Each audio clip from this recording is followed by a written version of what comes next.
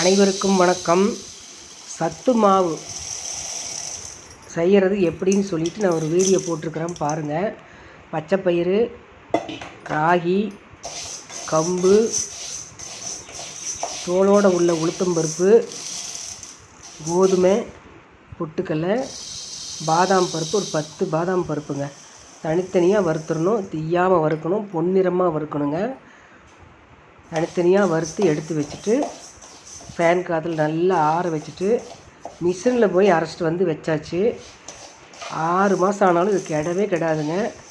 Coffee tea பதிலாக வாரம் 2 நாள் 3 நாளைக்கு நல்லா ஒரு கரண்டி அள்ளி போட்டு ஒரு சொம்பு தண்ணி ஊற்றி ஒரு 10 நிமிஷம் கூட 10 நிமிஷத்தில் வெந்துருங்க. ஏன்னா ஏற்கனவே எல்லாமே வறுத்துருக்கோம். அதனால் டீ வைக்கிற நேரம் தான். இப்படி பொங்கி வரப்போ ஸ்டவ் ஆஃப் பண்ணிடணும். தேவைப்பட்டால் கருப்பட்டி போட்டு குடிக்கலாம். பாயாசம் மாதிரி இருக்குங்க. நாட்டு சக்கரை போட்டும் குடிக்கலாங்க. பாயாசம் மாதிரி இருக்கும். மிஷினில் போய் அரைச்சிட்டு வந்தோம். மாவு வீடே மணமாக இருந்தது. ஏலக்காய் போட்டு அரைச்சதுனால சூப்பராக இருக்குதுங்க குடிக்கிறதுக்கு. குழந்தைங்கள்லாம் இருந்தாங்கன்னா கண்டிப்பாக செஞ்சு கொடுங்க. ஹெல்த்தி ஃபுட்டு, நல்ல ஞாபக சக்தி வரும்.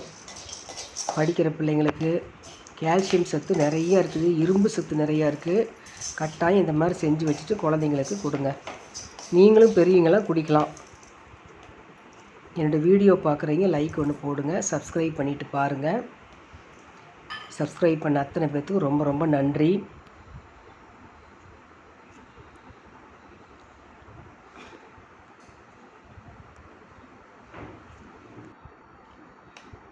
அரைச்சாச்சு பாருங்கள். சம்பளத்தில் போட்டு வச்சுருக்கேன்.